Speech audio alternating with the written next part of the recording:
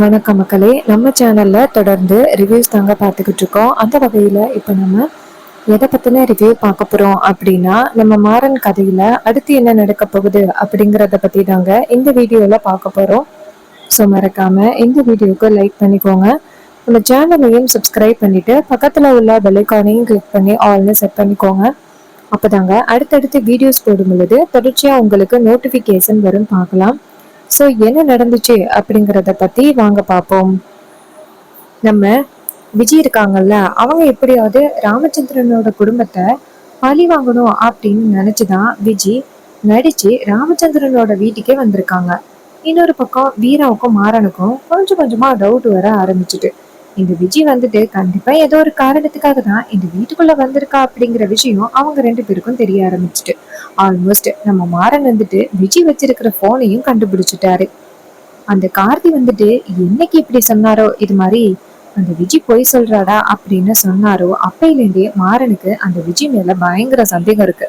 So அதை வச்சுதான் விஜயோட ரூம்ல செக் பண்ணி பார்க்கும் பொழுது விஜயோட போனே கிடைச்சிச்சு.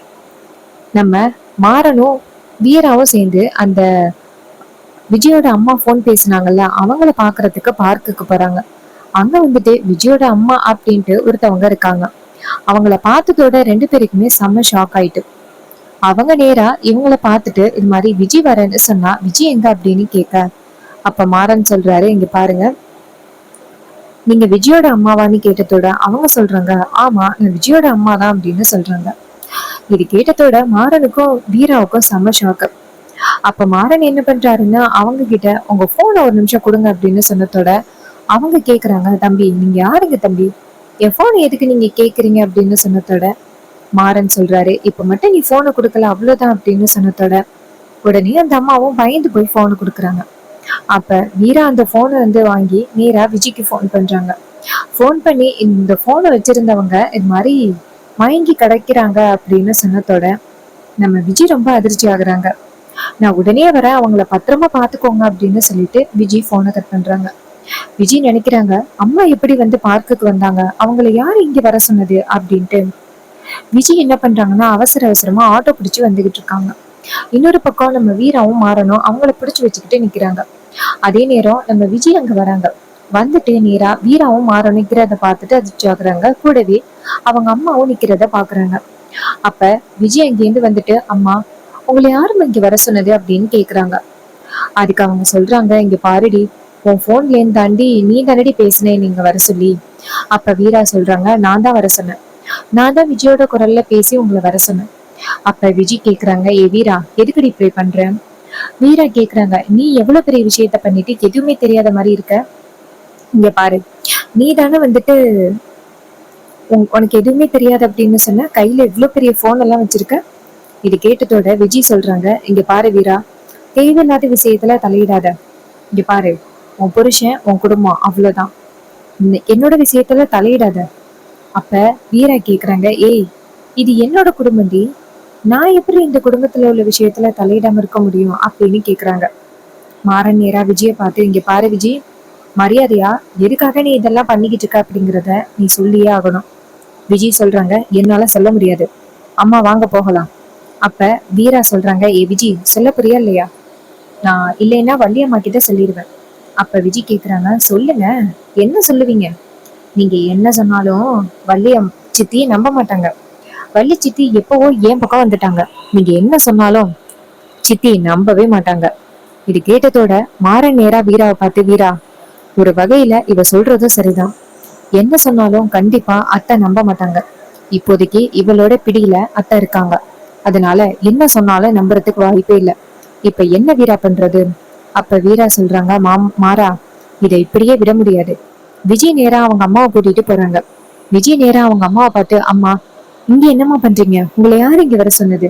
அப்ப அவங்க சொல்றாங்க, விஜய் உன்கிட்ட பேசி 1 மாசத்துக்கு மேல ஆக போகுது, உனக்கு எதுவும் ஆபத்தோன்னு நினைச்சு எத்தனை தடவை போன் பண்ண தெரியுமா? ஏன்டி சுத்தமா போனே அட்டன் பண்ணல, என் கூட பேசுறதுக்கு உனக்கு கொஞ்சம் கூட விருப்பம் இல்லையா அப்படின்னு கேக்குறாங்க. சோ இது கேட்டதோட விஜய் சொல்றாங்க, அம்மா நான் ரொம்ப முக்கியமான ஒரு வேலையா வந்திருக்கேன், அந்த வேலையை முடிச்சதோட நான் வீட்டுக்கு வந்துருவேன், அது வரைக்கும் நீங்க கொஞ்சம் பொறுமையா இருங்க. அப்ப விஜயோட கழுத்துல இருக்கிற தாலியை பார்த்துட்டு அவங்க அதிர்ச்சியாகி, ஏட்டி இது என்னடி உனக்கு கல்யாணம் ஆகிட்டான், அப்ப விஜய் சொல்றாங்க, அம்மா இது ஒண்ணும் கல்யாணம் கிடையாது, இது ஒரு நாடகம் தான். அப்ப அவங்க கேக்குறாங்க, விஜய் நீ இன்னும் பழைய விஷயங்களை மறக்கவே இல்லையா விஜய்? எல்லாத்தையும் மறந்துட்டேன்னு சொன்ன. இங்க பாரு, இது மாதிரி பழைய விஷயங்களை மறுபடியும் தோண்டனா அது உனக்குதான் கஷ்டம். ஏன் விஜய் இப்படி பண்ற? அப்ப விஜய் சொல்றாங்க, இங்க பாருங்கம்மா, நான் என்னைக்குமே எனக்கு நடந்த அநியாயத்தை மறக்கவே மாட்டேன். அம்மாவும் அப்பாவும் இல்லாம அனாதையா கிடந்தேன். நீங்க மட்டும் என்னை கூட்டிட்டு வரலைன்னா என் வாழ்க்கை என்ன ஆகிருக்கோ? அந்த ராமச்சந்திரன் என் குடும்பத்தையே தவிக்க விட்டான்னு அவனை நான் விடவே மாட்டேன். அவன் குடும்பத்தை காலி பண்ணிட்டு தான் நான் வருவேன். அம்மா, இதுக்கப்புறம் என்னை தேடி வராதீங்க. நீங்க தேடி வந்தா அப்புறம் நான் உயிரோடவே இருக்க மாட்டேன். இது கேட்டதோட அந்த அம்மா அதிர்ச்சியாகி விஜய பார்த்து, சரி விஜய், நான் உன்னை தேடி வரல. ஆனா ஒரு விஷயம் விஜய், நீ தவறான பாதையை தேடி போற. அதுவே உனக்கு பெரிய ஆபத்துல முடிய போகுது பாரு. அப்ப விஜய் சொல்றாங்க, இங்க பாருங்கம்மா, நான் சரியான பாதையை தான் தேர்ந்தெடுத்திருக்கேன். அந்த ராமச்சந்திரனோட குடும்பத்தை பழிவாங்கினா மட்டும்தான் என்னால நிம்மதியா தூங்க முடியும். அது வரைக்கும் நான் கண்டிப்பா வீட்டுக்கு வரமாட்டேம்மா அப்படின்னு சொல்லிட்டு அவங்கள வீட்டுக்கு வழி அனுப்பி வைக்கிறாங்க. சோ இதையெல்லாம் பார்த்துட்டு அந்த அம்மா வந்துட்டு ரொம்ப கவலையா வீட்டுக்கு போறாங்க. விஜய் கிட்ட எத்தனை தடவை சொன்னாலும் கேட்கவே மாட்டேங்கிறாளே, அவளை எப்படி நம்ம மாத்துறது அப்படின்னு. இன்னொரு பக்கம் மாறனையும் வீராவையும் காமிக்கிறாங்க. மாறன் நேரா வீரா கிட்ட, என்னடி இவ இப்படிப்பட்ட தில்லாலங்கடியா இருக்கா? நமக்கு நேராவே குடும்பத்தை தான் பழிவாங்க வந்தேன் அப்படின்னு சொல்றா. அப்ப வீரா சொல்றாங்க, மாறா, அந்த விஜய் தப்பானவ அப்படின்னு நிரூபிக்கிறதுக்கு நம்ம கிட்ட ஒரு பாயிண்ட் கூட ப்ரூஃபே இல்லை. அதனாலதான் அவ இப்படி பண்ணிக்கிட்டு இருக்கா. ஆனா மாறா, கூடிய சீக்கிரம் அவ சைடு உள்ள தப்ப கண்டுபிடிக்கணும். சீக்கிரம் வள்ளியம்மா கிட்ட உண்மையை நிரூபிக்கணும். இல்லைன்னா நம்ம குடும்பத்துக்கு தான் ரொம்ப பெரிய ஆபத்து. உனக்கு ஒண்ணு தெரியுமா? வடிவத்தை இருக்காங்கல்ல, அவங்க சாட்சி சொல்ல வந்ததுக்கே இவதான் காரணம். அன்னைக்கு ஒரு நாள் வடிவத்தைய பார்த்தேன். அவங்கதான் இந்த விஷயத்த சொன்னாங்க. அவங்க ஒரு விஷயம் சொன்னாங்க, அவ குடும்பத்தையே அழிக்க வந்திருக்கா, அவகிட்ட இருந்து கொஞ்சம் பாதுகாப்பா இருங்க அப்படின்னு அவங்க என்ன எச்சரிச்சாங்க. அவங்க இந்த குடும்பத்தை பழிவாங்கணும் அப்படின்னு எந்த அளவுக்கு ஆசைப்பட்டவங்க. ஆனா அவங்களே பாவப்படுறாங்க அப்படின்னா அப்ப எந்த அளவுக்கு இந்த விஜய் கொடூரமானவளா இருப்பா. இவகிட்ட இருந்து எப்படியாவது குடும்பத்தை காப்பாத்தணுமாரா. மாறன் சொல்றாரு, வீரா கவலைப்படாத, கூடிய சீக்கிரம் அவளோட உண்மைகள் எல்லாத்தையும் கண்டுபிடிச்சிடலாம். வீரா சொல்றாங்க, மாறா, எந்த அளவுக்கு சீக்கிரமா கண்டுபிடிக்கிறோமோ அந்த அளவுக்கு நல்லது. மாறன் சொல்றாரு, அதெல்லாம் கண்டுபிடிச்சிடலாம், வா வீட்டுக்கு போகலாம் அப்படின்னு சொல்லிட்டு வீட்டுக்கு போறாங்க. இன்னொரு பக்கம் விஜய் அவங்க அம்மாவை வீட்டுக்கு அனுப்பிட்டு, எவ்வளவு தைரியம் இருந்தா அந்த வீராவும் மாறனும் சேர்ந்து ஈஸியா என் அம்மாவை கண்டுபிடிச்சிருப்பாங்க. அவங்கள விடவே கூடாது, அவங்களுக்கு சரியான பாடத்தை நம்ம கற்பிச்சு கொடுக்கணும் அப்படின்ட்டு விஜய் நேரா வீட்டுக்கு வந்துட்டு நேரா வீராவை போய் பாக்குறாங்க. வீராக்கா, என்னக்கா பண்ணிக்கிட்டு இருக்கீங்க? அப்ப வீரா நேரா விஜய பார்த்து, ஏய், இப்ப எதுக்கு நீ என் ரூமுக்குள்ள வர? அப்ப விஜய் கேக்குறாங்க, அக்கா, உங்க புருஷனை மட்டும் அனுப்பி யாருக்கும் தெரியாம என் போன் எடுக்க வைக்கலாம், ஆனா நான் உங்க ரூமுக்குள்ள வரக்கூடாதா? அப்ப வீரா சொல்றாங்க, ஏ விஜய், நீ தேவையில்லாம பேசுற. விஜய் சொல்றாங்க, நான் தேவையில்லாம பேசுறேன்னா? தேவையில்லாம என் ரூமுக்குள்ள என் போனை எடுத்து எங்க அம்மாவையும் வர வச்சு உண்மையை கண்டுபிடிக்கிறதா சிஐடி வேலை பார்த்திருக்கீல்ல? இங்க பாரு, ஆமாண்டி, இந்த வீட்டுக்குள்ள ராமச்சந்திரனையும் இந்த குடும்பத்தையும் பழி வாங்குறதுக்காக வந்திருக்கேன். எத்தனை வருஷ பகை தெரியுமா? 20 வருஷத்து பகை. என் அம்மாவும் அப்பாவும் இறந்த பிறகு நடு ரோட்ல நிர்கதியா நின்ன, யாருமே இல்லாம. அப்ப எல்லாம் அந்த ராமச்சந்திரன் எங்க போனா? இப்ப மட்டும் ஏதோ ரொம்ப பாசமா கூட்டிட்டு வந்திருக்கான். இங்க பாரு வீரா, ராமச்சந்திரனை காலி பண்ணாம இந்த வீட்டை விட்டு போக மாட்டேன் அப்படின்னு விஜய் சொல்லிட்டு அந்த இடத்துல இருந்து போறாங்க. இது கேட்டதோட வீராவுக்கு ரொம்ப அதிர்ச்சி ஆகுது. அப்ப வீராவுக்கு என்ன பண்றதுன்னே தெரியல. இப்படிப்பட்ட ஒருத்தையே நம்ம வீட்டுக்குள்ள விட்டுருக்கோமே. வள்ளி அம்மா வேற விஜய ரொம்ப நம்பிக்கிட்டு இருக்காங்க. அந்த விஜயால வள்ளி அம்மாவுக்கு ஏதாவது ஆபத்து வந்தா என்ன பண்றது அப்படின்னு வீராவுக்கு ஒரே பயமா இருக்கு. இன்னொரு பக்கம் விஜய் நேரா அவங்க ரூமுக்கு போயிட்டு இந்த வீராவும் மாறனும் கொஞ்சம் கொஞ்சமா உண்மையை கண்டுபிடிக்க ஆரம்பிச்சுட்டாங்க. அவங்க உண்மையை கண்டுபிடிச்சு நான் நான் இதுக்காக தான் வந்திருக்கேன் அப்படிங்கிற விஷயத்த ராமச்சந்திரன் கிட்ட சொல்லிட்டா அவன் என்னை வீட்டை விட்டு துரத்தி அடிக்கிறதுக்கு தான் பார்ப்பான். சோ அவங்க கிட்ட இருந்து சீக்கிரம் நம்ம தப்பிக்கணும்னா வந்த வேலைய நம்ம சீக்கிரம் முடிக்கணும் அப்படின்னு விஜய் நினைக்கிறாங்க. கொஞ்சம் கொஞ்சமா எல்லாரையும் பழி வாங்குறது ரொம்ப கஷ்டம். ஒரே எதிரியா ராமச்சந்திரனோட கதையை முடிக்கிறது தான் நல்லது அப்படின்னு விஜய் முடிவு பண்றாங்க. இன்னொரு பக்கம் நம்ம வள்ளி இருக்காங்கல்ல, அவங்க அப்பதான் உடம்பு சரியாயிட்டு கிச்சன்ல சமைச்சுக்கிட்டு இருக்காங்க. விஜய் நேரா வள்ளி கிட்ட போயிட்டு, சித்தி, எப்ப பார்த்தாலும் நீங்களே சமைச்சுக்கிட்டு இருக்கீங்க, எப்ப பார்த்தாலும் நீங்களே எல்லா வேலையும் பார்த்துக்கிட்டே இருக்கீங்க, இந்த வீட்டுல மொத்தமா 2 மருமக, என்னோட சேர்த்து 3 மருமகள்கள் இருக்காங்க. ஆனா யாருமே உங்களோட வேலையை ஏத்துக்கிட்டு பண்ற மாதிரியே தெரியல. பாவம் சித்தி, இத்தனை நாளும் அவங்க 2 பேரோட கைப்பிடியில இருந்துட்டு அவ்வளவு கஷ்டப்பட்டுட்டீங்க. இங்க பாருங்க சித்தி, இதுக்கப்புறம் நீங்க கவலைப்பட வேணாம். உங்களோட வேலை எல்லாத்தையுமே நான் பாத்துக்கிறேன். அதுக்கு வள்ளி சொல்றாங்க, பரவாயில்ல விஜய், இதெல்லாம் என்ன பெரிய வேலையா, நான் பாத்துக்கிறேன். அப்ப விஜய் சொல்றாங்க, சித்தி, வர வர உங்களுக்கு சிறு வயசு இல்ல சித்தி, வர வர உங்களுக்கு ரொம்ப வயசாயிட்டே போகும், நிறைய உடம்பு சரியில்லாம போகும். இந்த மாதிரி எல்லாம் அதிகமான வேலைகளை தலையில போட்டு கூடாது, சரியா? குடுங்க சித்தி, நான் பாத்துக்கிறேன் அப்படின்னு சொல்லிட்டு வேலை பாக்குறாங்க. அப்புறமா வள்ளி சொல்றாங்க, சரி விஜய், நீ வேலையை பாரு, எனக்கு வெளியில கொஞ்சம் வேலை இருக்கு, முடிச்சிட்டு வரேன். அப்ப விஜயும் சரிங்க சித்தி அப்படின்னு சொன்னதோட வள்ளி வெளியில போறாங்க. அப்ப விஜய் என்ன பண்றாங்கன்னா, சரி, இந்த வள்ளி தானே எல்லாருக்கும் காஃபி ரெடி பண்ணா அப்படின்ட்டு அவங்க வச்சிருக்கிற ஒரு பாய்சனை எடுக்கிறாங்க. அது வந்து பொதுவா கொள்ளக்கூடிய ஒரு பாட்டில். அதை என்ன பண்றாங்கன்னா, ராமச்சந்திரனுக்கு கொடுக்க வேண்டிய அந்த காஃபில மட்டும் கொஞ்சமா கலக்குறாங்க. எல்லாருக்கும் காஃபி கொண்டாந்து கொடுக்குறாங்க. ஆனா யாருமே காஃபி வாங்கிக்கல, விஜய் கொண்டாந்து கொடுக்குறாங்க அப்படின்னு. நம்ம வீராவும் மாறனும் வாங்கிக்கல. ராமச்சந்திரன் காஃபி வாங்கி குடிக்கிறாரு. அப்ப ராமச்சந்திரன் விஜய பார்த்து, விஜய், நீ காஃபி போட்டியா? விஜய் சொல்றாங்க, இல்ல மாமா, வள்ளி சித்தி தான் போட்டாங்க. எப்பவுமே அவங்கதான் எல்லாமே பண்ணுவாங்க, நான் எடுத்து கொண்டாந்து கொடுத்தேன் மாமா. இது கேட்டதோட ராமச்சந்திரனும், சரி சரி, ஏன்னா எனக்கு வள்ளி காஃபி போட்டா மட்டும்தான் பிடிக்கும், அதான் கேட்டேன். அப்ப விஜய் சொல்றாங்க, மாமா, எனக்கு தெரியும் மாமா, யாரு காஃபி போட்டா உங்களுக்கு பிடிக்கும் அப்படின்னு. இது கூடயா தெரியாம இருக்க போறேன்? அதோட வீராக்க போடுற காஃபி கூட உங்களுக்கு பிடிக்கும் அப்படின்னு நான் கேள்விப்பட்டிருக்கேன். இது கேட்டதோட ராமச்சந்திரன் சொல்றாரு, இங்க பாரு, வீராவை பத்தி இனிமே பேசாத அப்படின்னு சொன்னதோட விஜய் கேக்குறாங்க, ஏன் மாமா?